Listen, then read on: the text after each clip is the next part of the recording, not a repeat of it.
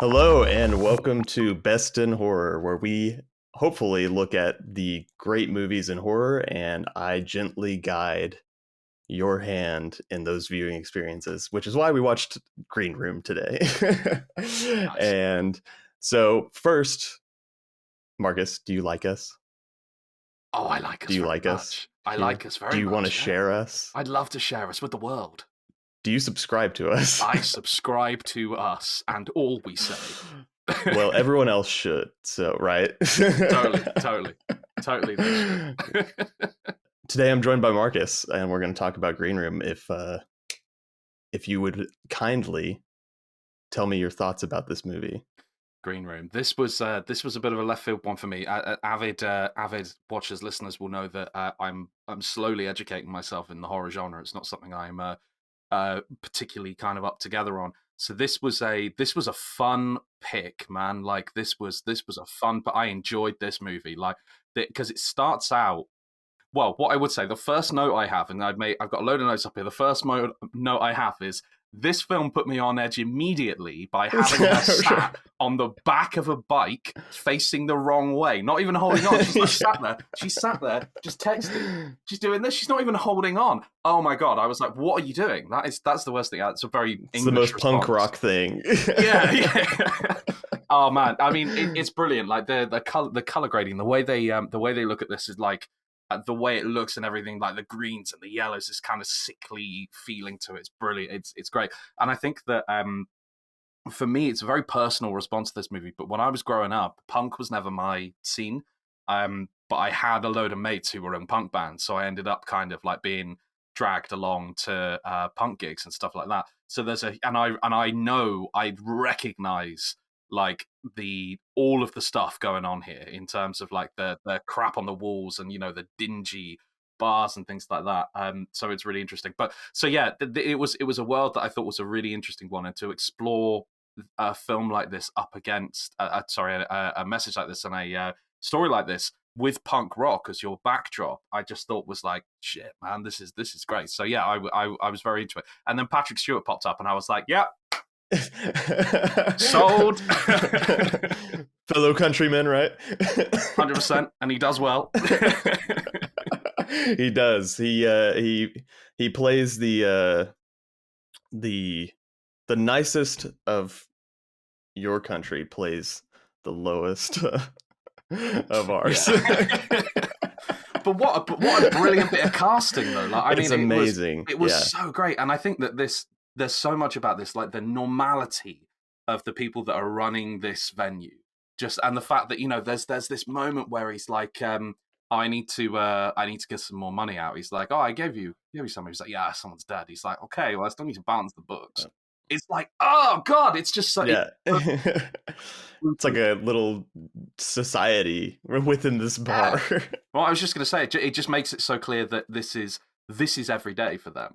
Like they are used to this. They are used to this level of violence and that kind of alt-right sort of thing that's going on there. The backdrop of this again, and again merged with punk rock, which is traditionally a very kind of left movement. Like it's it was I loved the setting of this, and I thought as a concept it was just great. So yeah, go ahead. Yeah. Sorry.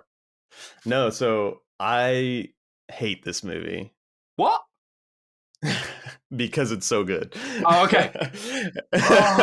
Because the reason I hate this movie is I can't watch it. Like it makes me so uncomfortable, and this is in that realm. I watch a lot of horror movies. Mm-hmm. This is in that realm of this is one of the movies that affects me most. Yeah, I'll get that. Because it knows its punches are like just quick jabs, and it doesn't care. It's so like unrelenting.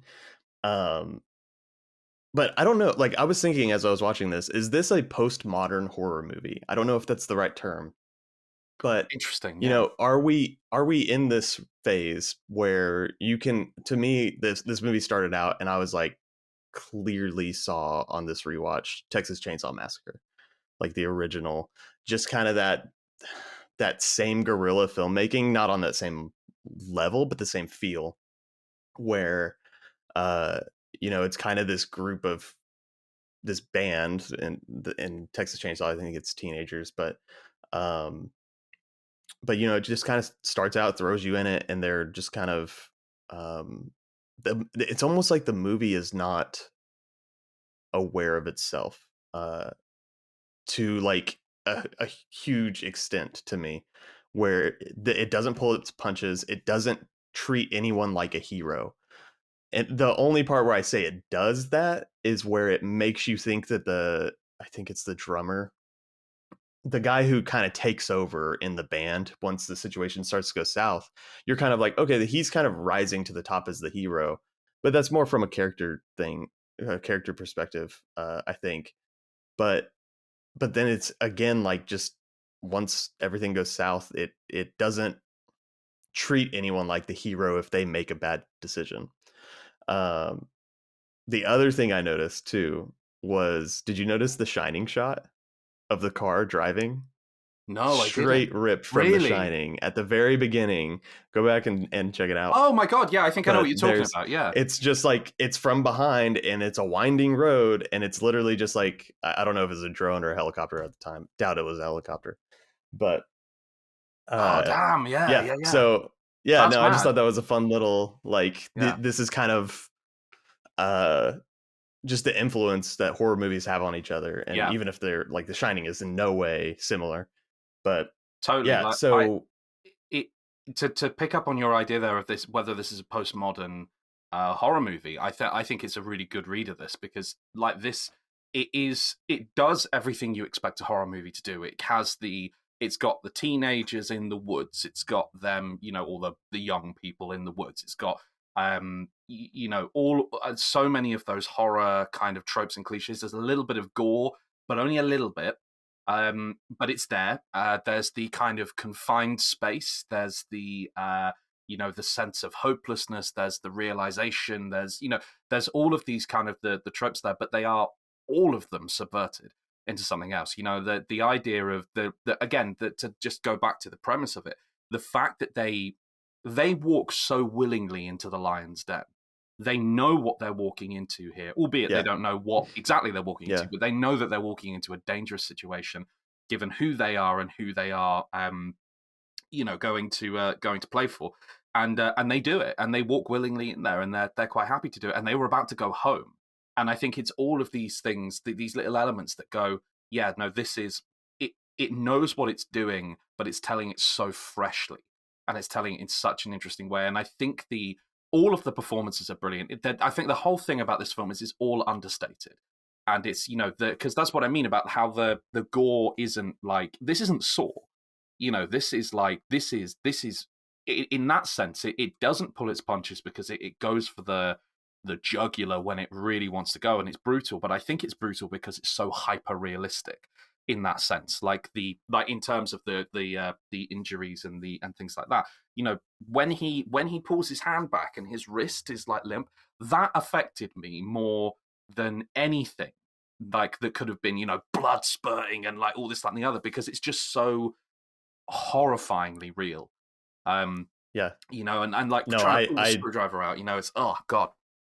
oh man, yeah, no, and that's what I think is a great a case study in a way for a horror movie, of how to, because like, I agree, the violence is pretty understated, but whenever it comes, like, for me, it is so like just gross and unnerving.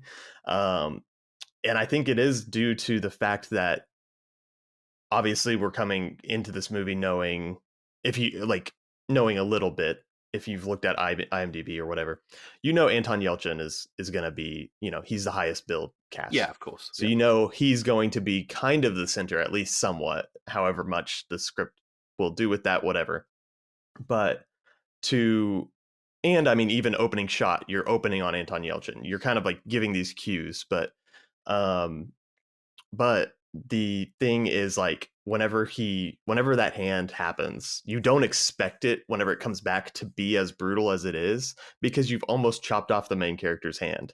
And so it's like, instead of like killing someone, or doing something a little bit more, you by being restrained, you've also made it seem like anything can happen, because now how is he supposed to function without his hand? Yeah. It's Which a great structural move to do that, and because it completely knocks you for six as the audience, because you think because he sits it out, and they even cut off his paintball speech. I thought that was brilliant the way they did that. You know, the kind of we should get to the that paint. if you want to. Oh my god, yeah, I do. Like, because Yeah. the way they cut that off and then bring it back later, and it's a Oh, it's really great way of genius. doing it, because it literally is just the director is looking at you and he's going. It's as if he knows the role he's playing in the film. The character knows he's supposed to be the main guy, and he's like, and it's as if he goes, "Hey, I've got a rousing speech," and they go, "Shut up! You've had your hand cut off. You're not. No, no, no. You're not this guy. You're not going to be this guy anymore. We thought you were going to be this guy, but you're not going to Yeah. be this guy. Sit down and be quiet." And then, obviously it all goes the way it does. Like, I thought that from a structural character move, it was just genius. Yeah.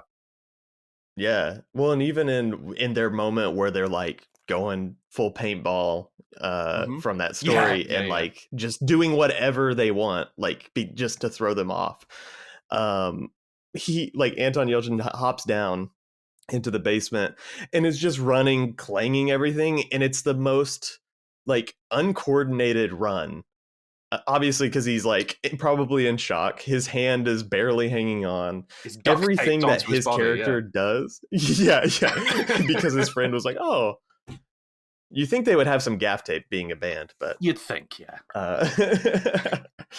uh, but even so, like I think this was my main point that I wanted to focus on was Anton's character, which this is just with this being his last theatrical movie, I believe, is just great. I think it's a it's a great thing for me to go back and look at and just kind of be able to appreciate like his work, um, especially for this small of a movie.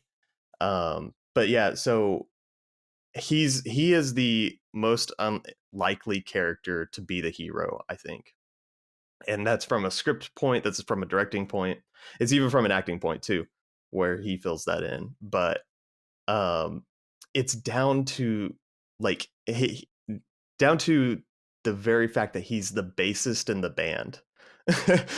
Like the most, and this is like a joke among musicians of like the most unimportant person is the bassist, because people, it's not up front, like it's not like a guitar where you hear the solos and stuff. Bass is kind of the hardest to hear.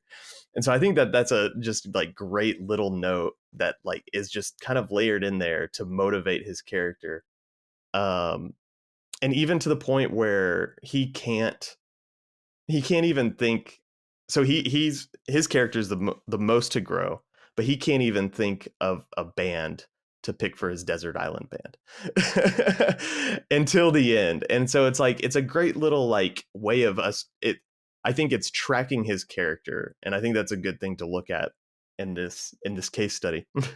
um of like tracking, okay, what can we use to track a character's growth, and even down to the stupidest idea of this character finally is able to choose the band that he would want to listen to on a desert island.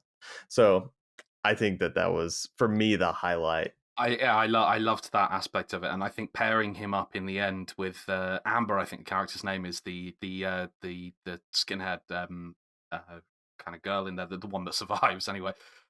Is it again was a brilliant, was a great move in subversion, and a great move in character tracking again, because you start this off with them again, like I said earlier, walking into the lion's den. You have this whole situation. One of the two of them has been murdered, and she is kind of antagonistic for a large amount of this. And then you get into the situation where, well, damn, we're the only two people left. We have to work together now. And there is this great kind of acting choice that both of them made, and directing choice, where they suddenly go so muted, the pair of them, all of the kind of flair and stuff. Whenever they talk to one another, it's kind of like this. That's about all you get from them in for a long period of time. And I will admit to being a little done with that after a while, because it was a little, I just wanted to scream them and go, emote, for God's sake. But it's still but it is still, but it's lovely, and I get why it happens, because you have Yeah. that depiction of sort of a shock, I suppose, but also just resignation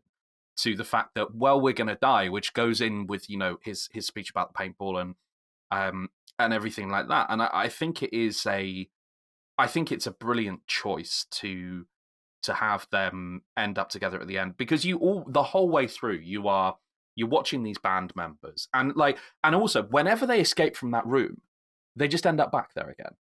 And I think that happens 3 times, and every time they end up back there, and you kinda go, "Oh god," you know, literally back to square one. They cannot get out of this damn room, and every time they do get out, they come back, like, a couple of people lighter than they left with. Like, you know, and then they think that they've got through the floor, and it's really, really great, but then they can't get out there, and then, you know, then the guy comes in and he betrays them, and you think, "Oh, brilliant. Well, you know, now he's gonna be able to get out through that. Oh, no, he's dead." Like, you know, it's like, oh god, you know, it is a real assault on the senses. And I think to what you said earlier in about this being that kind of postmodern horror, it takes everything from everything that's gone before, it references it, and it turns it on its head in a really, really interesting way, to the point where I think you could be forgiven for classifying this as thriller more than horror. And I think we had that conversation when it came to Nope, Jordan Peele's Nope, and you know, is this horror? Is this actually a thriller? And I think that blurring of lines and that mix of genre that we seem to be getting with modern horror is really interesting, because I think it does away with some of the potentially campiness that the genre has, which has its place. You know, we watched Invasion of the Body Snatchers. You know, there's some great campiness in there that works really well, and it has its place. But I think this kind of slightly more mainstream grown-up horror that we seem to be getting now, I think does blend those genres together. Do you think? Yeah, no, I think that there's one big thing for me that I look for in a horror, and maybe it's at a story level, um, that is present here that may not be present as in like terms of um like Silence of the Lambs. We had this conversation Okay, too. yeah. Yeah, and so uh the main thing that I look for is like there has to be transgression, and uh this kind of is covered in Cabin in the Woods Yeah. if we look We at should the do that, broader actually. Yeah, horror genre. I think so. It's not a perfect movie, but it definitely has to do with what we're talking about. absolutely. Yeah. But yeah, there has to be this transgression of characters making choices. Um and they're, like you said, in this, it's them willing to go there, Hmm. or willingly going there to just make $300, Yeah, yeah. which It's not even that gets much, you know. Like, it's yeah, no. yeah, And whenever they grab the 600 for like I think I'm kind of thinking like they grab 600 after the things start to go south, and you're like, "Oh, okay, are they going to pay them off 600?" They don't even do that. They pay some people to stab each other. Um and then it's like, "Oh, we're in it." Like yeah. This for is the where long we are. haul. And then you get to that bit where Um they're outside the door when they're having that long, protracted conversation. Patrick Stewart, Anton Yelchin, when he says that, you know, just one voice, please. And it's a powerhouse performance moment from both of them, and especially from Stewart, who is doing that all without being seen. You know, it's just vocal, it's just his voice. We stay in the room, which I think is such a great structural choice, a great writing choice, to stay in that room. And and then he opens that door just a little tiny bit, and I think this is probably end of Act One. I think, if it's or possibly midpoint. I'm not sure. I forget exactly where it landed in the runtime now, but it's basically the moment where it all starts happening. And he, you know, the hand goes through the door, and then she sees, I think it's Amber sees the red laces, and it's like, oh god, but you never see their faces, you never see Patrick Stewart's face, you never see that, you never see any of them, you stay in that room the whole time. And it's such a brave writing choice to keep them in the room there, especially when you've got Captain Picard, you've got like Professor X in your film, and you're not going to show his face.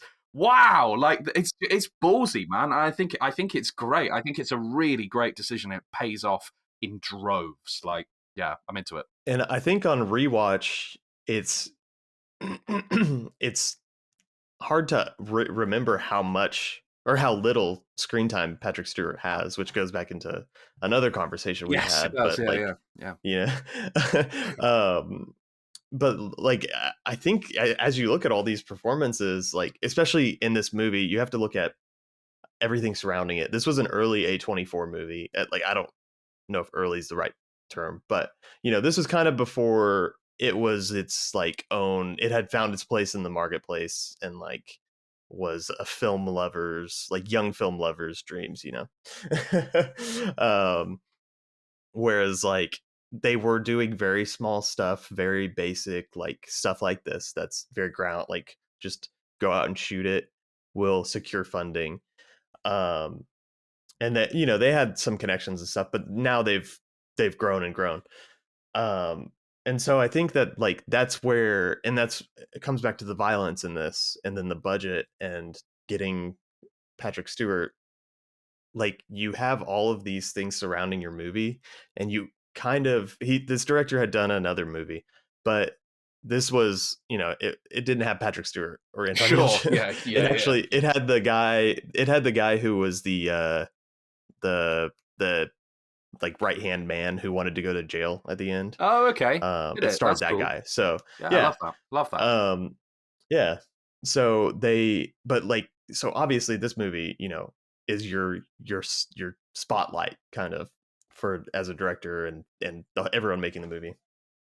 But to then make the choice to do that to Patrick Stewart, you're kind of like, I mean, obviously you have Anton Yelchin, so like Sure. that's Oh okay. yeah, yeah. But then But they also they take him out of play halfway through as well for a big stretch, So actually, like yeah, you have these names in there, but he relies heavily. The director relies heavily on them on the supporting cast, and I think that's really cool as well. yeah. And I think all of this kind of is summed up in, for me, this is such a tight movie, like a tight 90-page Yeah. movie Oh yeah. script that it's so lean, almost to the point where it could hurt itself because everything's happening so fast. But that's the point. I mean, a lot of punk songs are like 2 minutes long. Yeah. Sure. Yeah. Yeah. So I Yeah. think it fits. And it's like, whenever the characters in the band make bad choices, they're dead. And you're like, wait, I thought I was supposed to be connected to them. Yep. And I Oh think that no, no, that's they're why dead now. the horror is so effective. Mm. But so I wanted to focus on real quick. So in our writing, and I don't know if this pertains to our writing, I know it pertains to mine, Mm-hmm. but what do you see kind of here that like relates, or that you can see in your own writing that's really reflected? I think. Yeah, you know what the thing, it's not something we've spoken about, but the thing that really jumped out to me that I try to do in my writing actually is the way characters speak and the dialogue and the way they interact with one another in a I suppose it kind of comes into that idea of realism. That tends to be my thing with writing, is that I like to find the realism in character and in moments and things like that. And I think that this film really does that. Like, it finds the reality in a completely absurd situation, and the way these characters have these conversations with each other is so understated. Um, it's a less is more thing, and I think that's the blanket rule that I try to apply with my writing, that I see.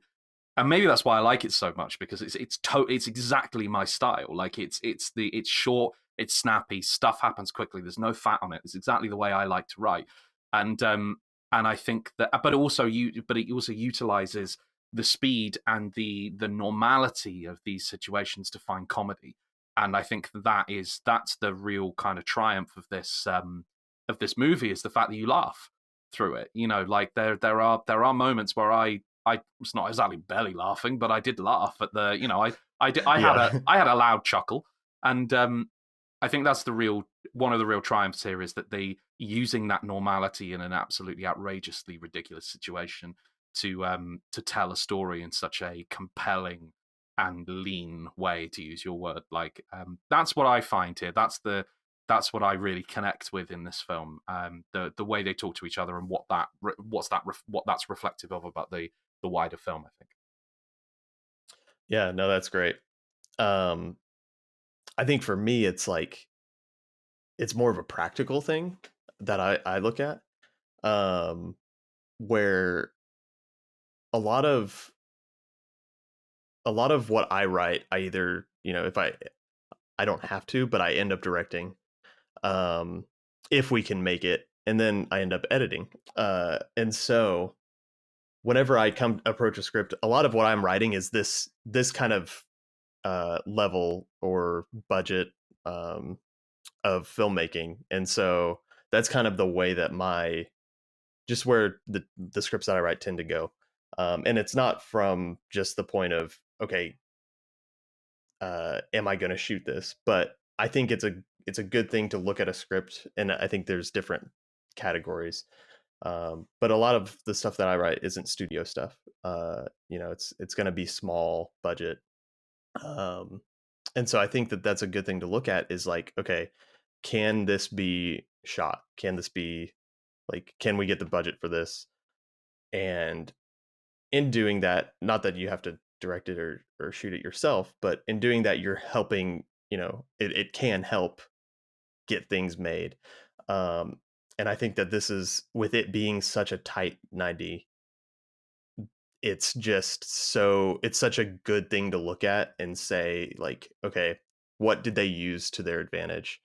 Um, and I think they use the budget to their advantage Yeah, because it's a short movie with credits. I think it's under 90 I think it is. Yeah, or it's yeah, just at 90. Um, yeah. so yeah, so I think that was I this movie I see a lot of the stuff that I want to do, the stuff that I try to do, um, and it's a great movie that I can come back to. I hate watching it because I get it. I get it it. makes Yeah, me so uncomfortable. yeah, yeah. I But get yeah, it. so I think as we wrap up, one final question: Of course. Desert Island Band. Oh, you know what? I can't answer that. I can't answer that because I'll be Oh, laughed at come anyway. on! But you know what? What? Who cares? Oh man, honestly, you know what it'd probably be. No, I can go with a slightly more interesting one. I probably Elbow. I love Elbow. Like Elbow. Elbow, yeah. They're Never heard of Elbow. oh, you should get involved with Elbow, man. You'd know. Look up the Okay. album "Seldom Seen Kid." It's beautiful. Like Okay. just almost verging on prog rock. Sometimes Okay. really it's great stuff. It's great stuff. What about you? What about you? Let's have it. Nice. Let's have it. Or are you gonna Man, end? Are you gonna end this I by don't being like, know. I finally worked it out, and then we cut? Just yes.